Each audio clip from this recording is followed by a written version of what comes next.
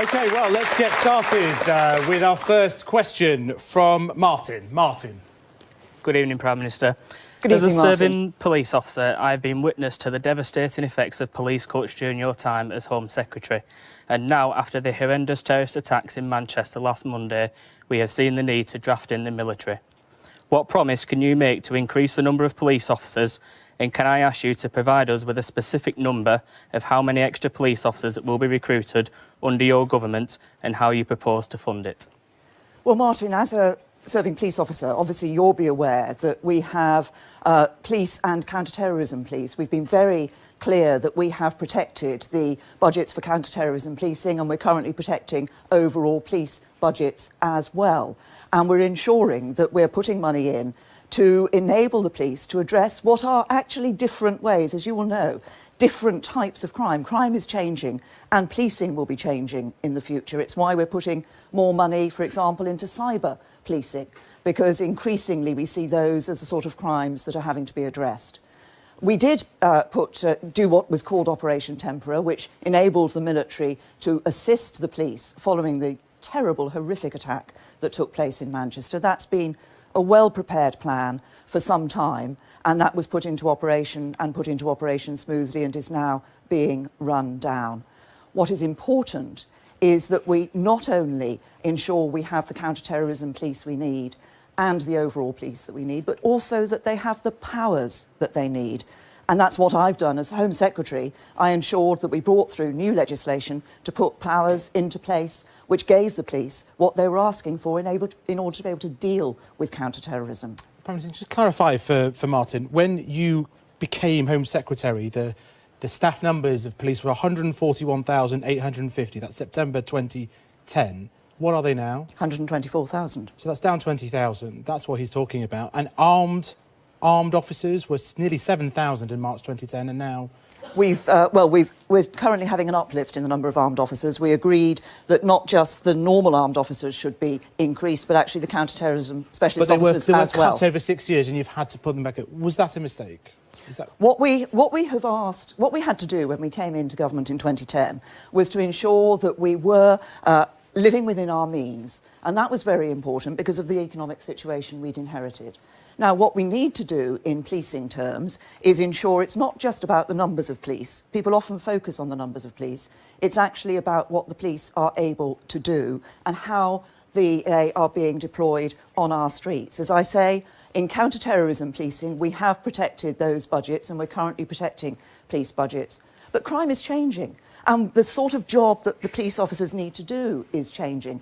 That's why we're also putting extra money into things like cybercrime, because that's today's world. So a government has to ensure that we're keeping abreast with the changes that take place, with the challenges that there are out there that we need to deal with. And of course the terrorist threat is severe. That's where it is at the moment. But that's why we ensure that our police, our security service, have that counter-terrorism budgets. We are increasing the budgets for our security services as well, but also that they have the powers they need to do the job. Just a quick comeback, Martin. I appreciate you protecting the budgets, but we still need the staff to carry out the role of a police officer of keeping the public safe. OK, well, let's move on to Philip. Philip. Prime Minister, in my first job 74 years ago, I earned the princely sum of 31 shillings a week, which is £1.55 in current money. I lived in a council house with my 4 siblings and my parents in the George Orwell's Wigan of the 1930s. Over the years, due to our hard work and the work of my late wife, we came to own our own home, and it is now mortgage-free. I don't like the prospect of being unable to leave it to our family with a greatly eroded value, which I fear is what would happen if you were to introduce your so-called dementia tax. So why, Prime Minister, should we, in my generation, vote for you? Well,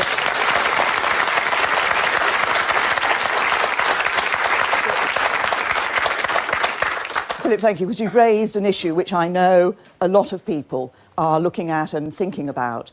And it's a really important issue because one of the great challenges that we face as a society and that government faces is the fact that our society is ageing. We see more people. It's great that people are living longer, but of course that has an impact in terms of the services we have to provide and ensuring people can have the dignity in their old age. Now, the situation, as I'm sure you know at the moment, is that if you require care and you have savings of more than £23,000, you have to pay for that care. And if the care you require is residential care, then your house, the value of your house, is taken into account. So what happens is people are paying for care, people are finding that they are having to sell their house, many people are having to sell their house to pay those care bills, and many find that they're not able to leave the money to their families. Now, I want to take those risks away, and that's what the proposals I've put forward are about. It's about ensuring that nobody is going to have to sell their house to pay for care in their lifetime. It's about ensuring that £100,000 of savings of assets are protected to pass on to the family. We'll put a cap on the absolute cap on the level of money that people have to spend on care. And I think what we're doing is ensuring that we can have a sustainable solution for the long term. If I can just give one figure, Faisal, in 10 years' time, there will be 2 million more people aged over 75. If we don't address the issue of our social care system now, then it is going to collapse. We need to do it and do it in a way that's fairer to younger generations. And that's what my plans are for. Prime Minister, can you just clarify for Philip and people at home, what is the cap? Is it a manifesto policy that there'll be a cap? There will be a cap, yes. What we set out in the manifesto was the principles of our position. I then saw a lot of scaremongering about that. I heard a lot of scaremongering about it and recognised that people would be worried as a result of that. 100,000, so we 500,000? we clarified that there will be a cap. But what we will do, Faisal, is not just put a figure on it. What we will do is publish a green paper, a consultation document. We'll listen to people, we'll listen to voters, we'll listen to charities and organisations working with older people. We'll take people's views on where that cap should be. And I think that's a fairer way to do it. OK. Amanda.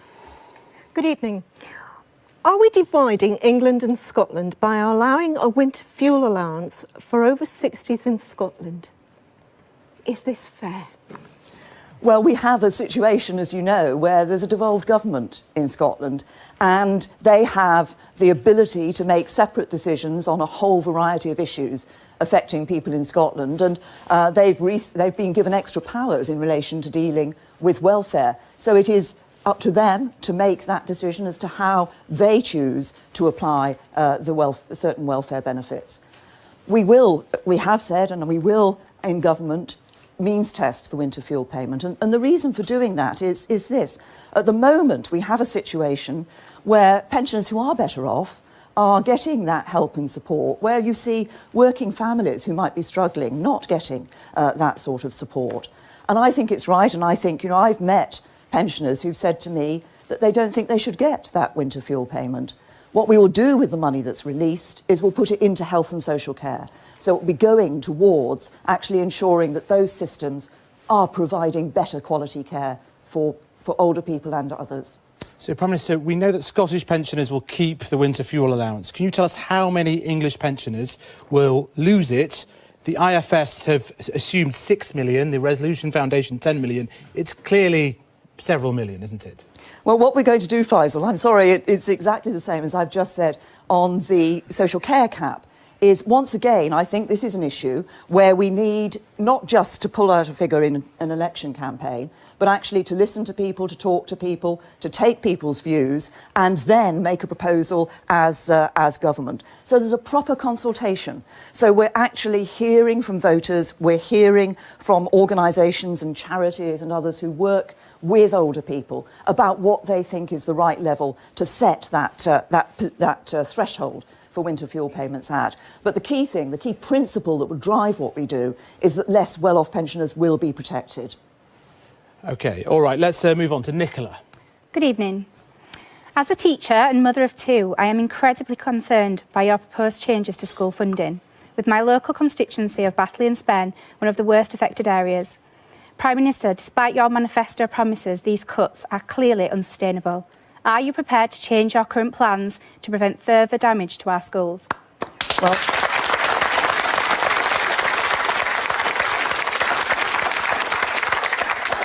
Nicola, what we will do in government is put further record levels of funding into schools. But we also do want to look at ensuring that the money is being distributed in a fair way. And as you probably know, there are some schools in the country today that may receive twice the amount of funding for a pupil that other schools receive. I think it's important that we see a fair way of funding our schools. What we're committed to is ensuring that as we introduce that, schools won't see any cash reduction in their level of funding. But I actually want to do more than that, because I believe that education is absolutely crucial. We want our youngsters to get the best possible start in life. And that's why I want to see a more diverse system of schools available for people. I want to bring in some of the expertise that we see in universities, for example, in supporting schools. There are some good examples of that at the moment. Let's do more of that. Let's make sure that every child has a good school place and a school place that is right for them, because that's about ensuring they get the best possible start in life to be the best that they can, because I want our society to be one where it's down to your talents and hard work how far you go, and not where you came from or who your parents are. I think Nicola's question was about per pupil funding in real terms. You've said it's going to go up 4 billion, but that is going down. In real terms, per pupil, it is going down. Can you clarify that? Nobody can guarantee the real terms per pupil funding increase. In the Labour Party's manifesto, we know the figures don't add up. What is important is that as we look... You've clearly failed. Just please let the Prime Minister answer. Sorry. Please. Sorry. What we need to do is to ensure we will put those record levels of funding into schools. We need to ensure that we get that better spread of funding in terms of the fair funding formula.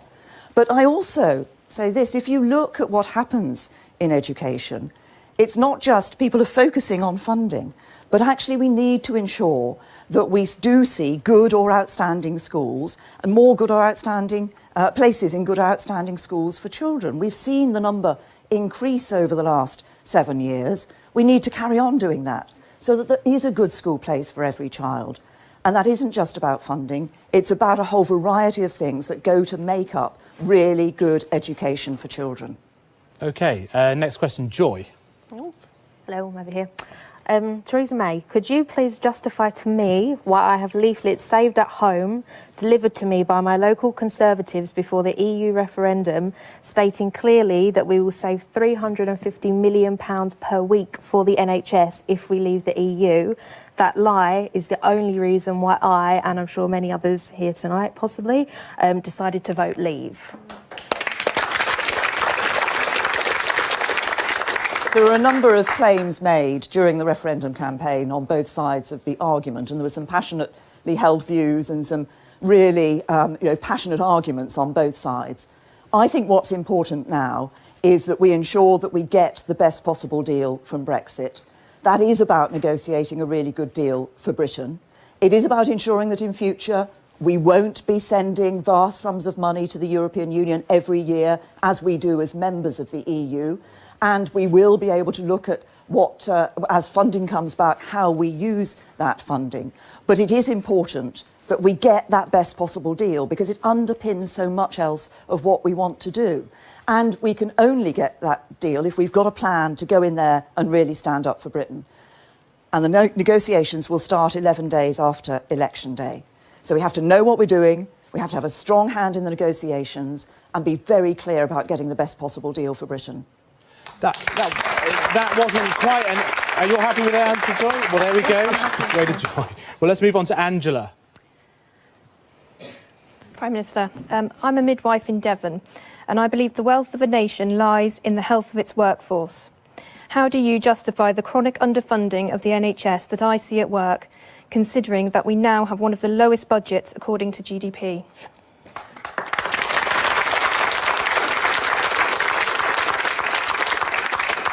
Well, once again, if we look at the health service, and obviously you work in the health service, so you know the enormity of the task that the health service faces. We're making greater demands on the health service every year.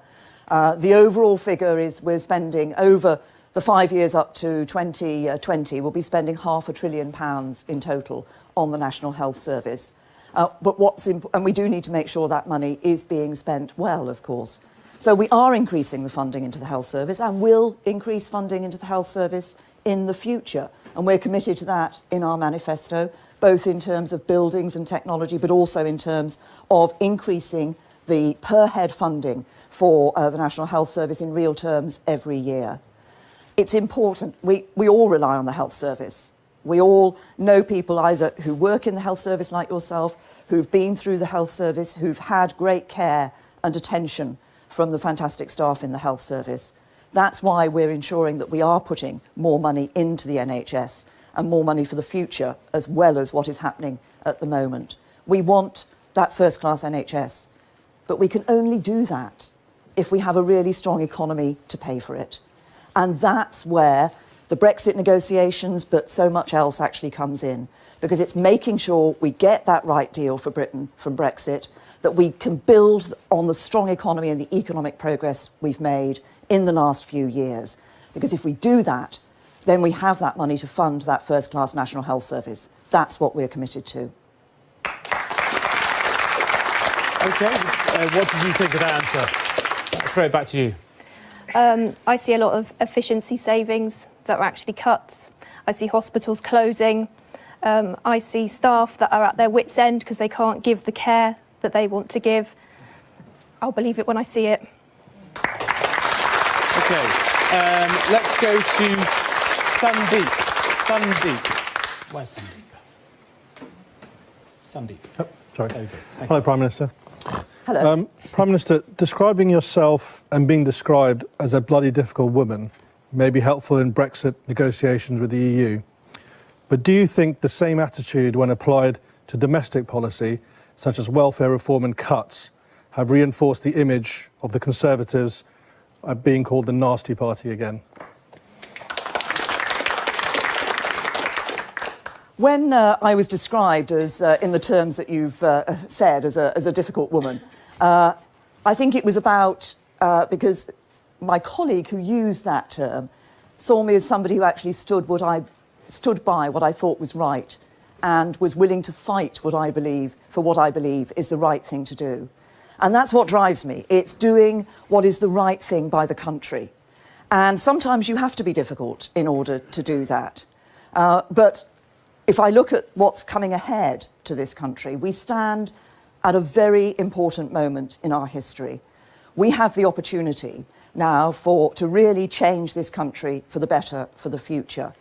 And that is about tough negotiations for Brexit, but it's also about facing up to those domestic challenges like the ageing society, like the changing face we see in the workplace, the increased technology in the workplace. All of these are things that we need to have a government that recognises it, is open about those issues, and is willing to find ways of addressing them.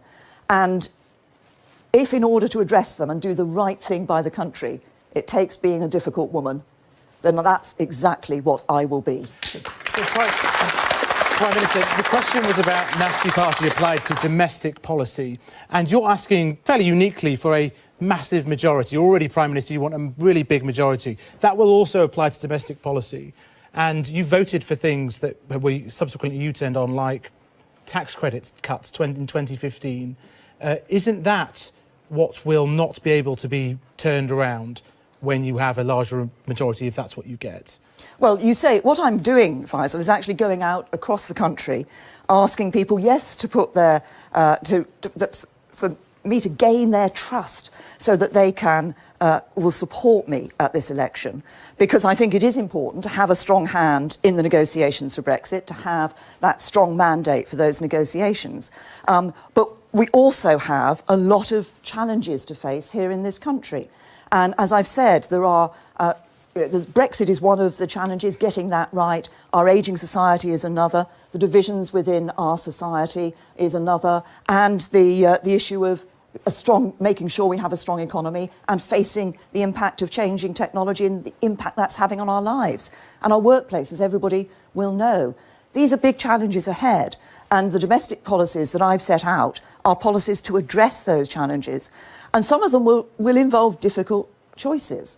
But I think it's right, if I'm saying to people I want a mandate to be Prime Minister and to have the government of this country, that we're actually open with people that there will be some hard choices. OK, well, that brings us to the end of our second question and answer session of the evening. Thank you very much, Prime Minister. Thank you. Thanks again to the audience for their questions. Coming next, Theresa May sits down. You didn't frankly have the balls to put country before party.